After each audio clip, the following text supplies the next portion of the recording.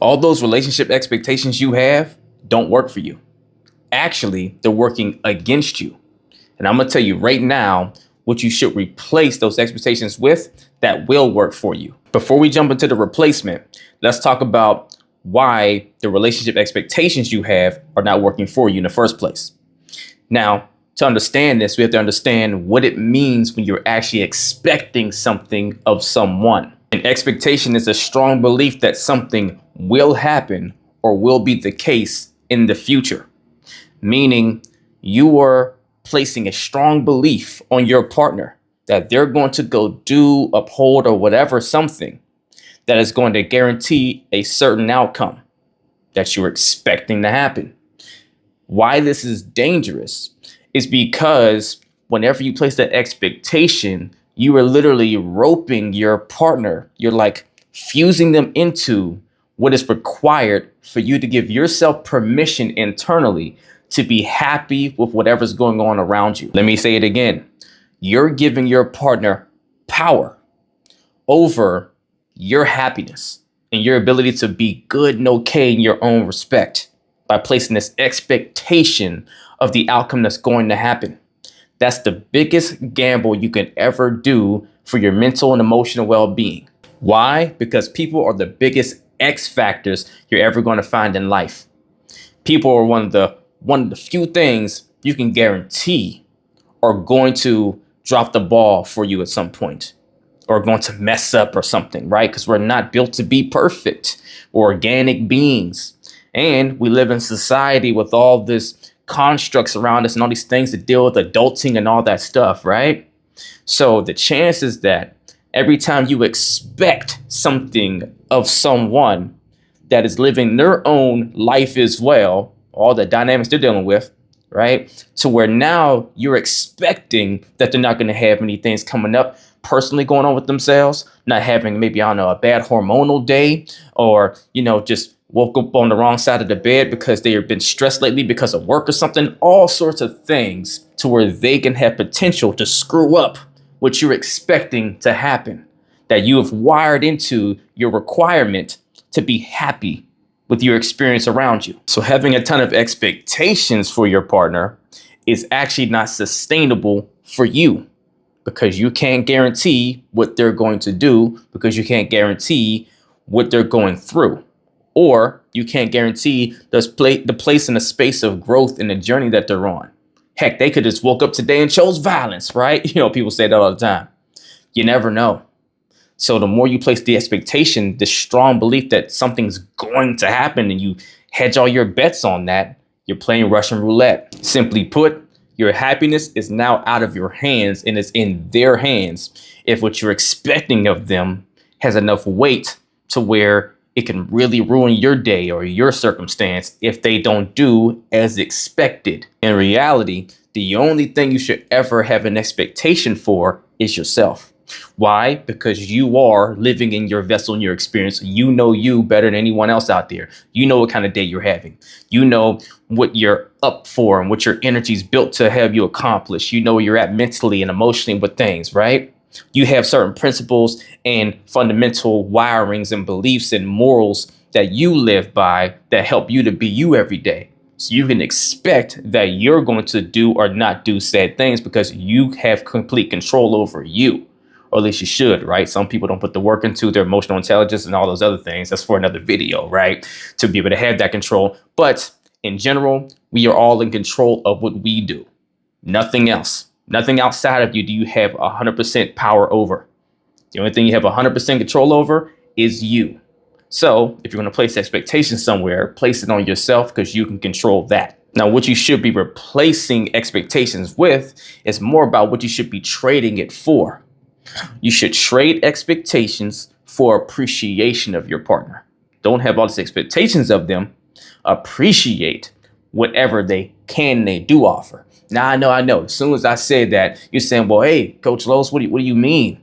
Like, yeah, I can appreciate them to the high heavens, but if they're doing these things that really is an infringement on my mental, emotional, or physical well-being, then this thing's going to work for me. I just have to accept them being nasty to me or toxic or unhealthy in certain ways because they have other things that I do appreciate that are good, but all those other bad things are outweighing the good. Nope, not saying that at all. But what I am saying is, before you can actually stay in the positive mental headspace you want to be in, right? Because that's your right to be happy, choose happiness for you and not let someone else dictate it. Before you can do that, you have to start focusing in the right place to help you do that. If you're always focused on the things you're expecting of your partner that they drop the ball on, you're going to be upset and disappointed often. But if you focus more on appreciating what they do bring that is valuable to you, right? And work on the things that maybe they struggle with, then it helps you to stay in a more positive head frame because you're focusing on the beneficial values of your partner and not the cons or the deterrents. But here's what you do about the side that is not so pretty, right? Once you trade the expectation for appreciation, what you do now is you couple the appreciation with standards. See, the ultimate swap for expectations, drop the expectations and build more of your standards. Now, some people may say, oh, but wait, they're the same thing. No, that would be incorrect. See, expectation, something you're looking to your partner, waiting like a little puppy, oh, please do the thing so I can be happy, right?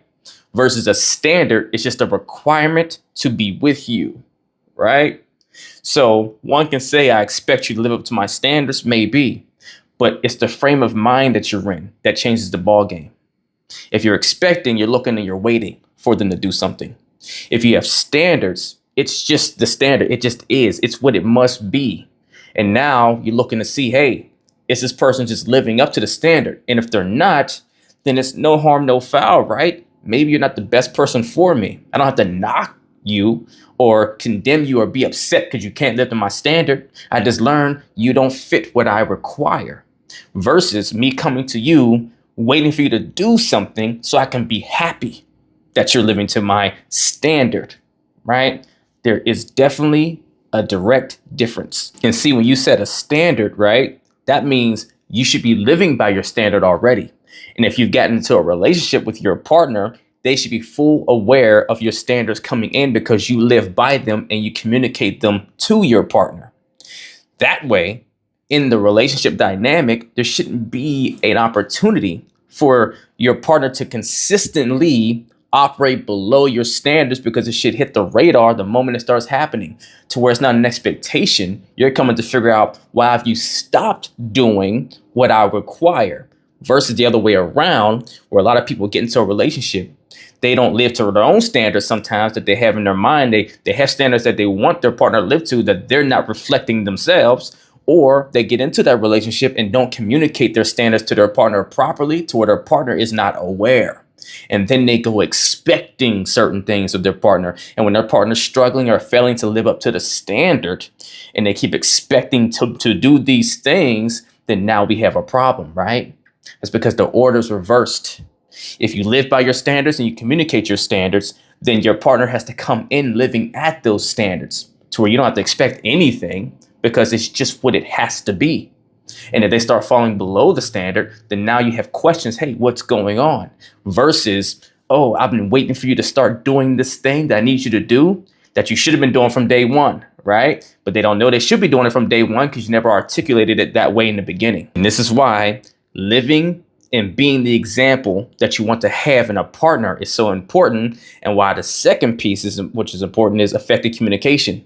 Communicating what you are and how you live and what you require up front once you're living as it, and you relay it to the person that's going to be filling the job, filling the role, right?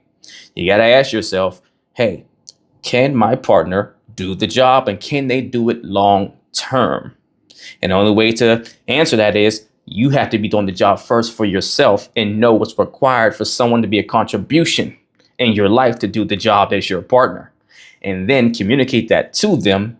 And whenever you see them starting to do things that falls out of the job description for too long, right? Because look, none of us are perfect. Give grace. Maybe they do drop the ball, have a misstep here and there or whatever, because they're human and we go through things. But if it's something consistent, then now it's not about an expectation. It's coming to inquire about what is going on. Are you okay?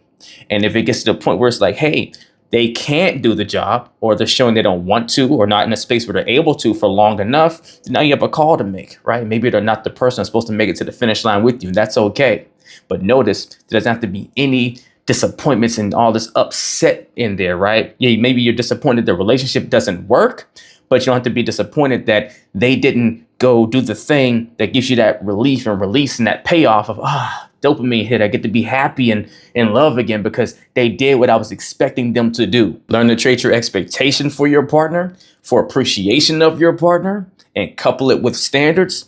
And I guarantee your relationship experience and your relationship is going to change drastically. If you want help on learning how to actually implement and build the skills to do that, email or DM me the word coaching and we'll get to work, as long as you're truly ready to put the work in.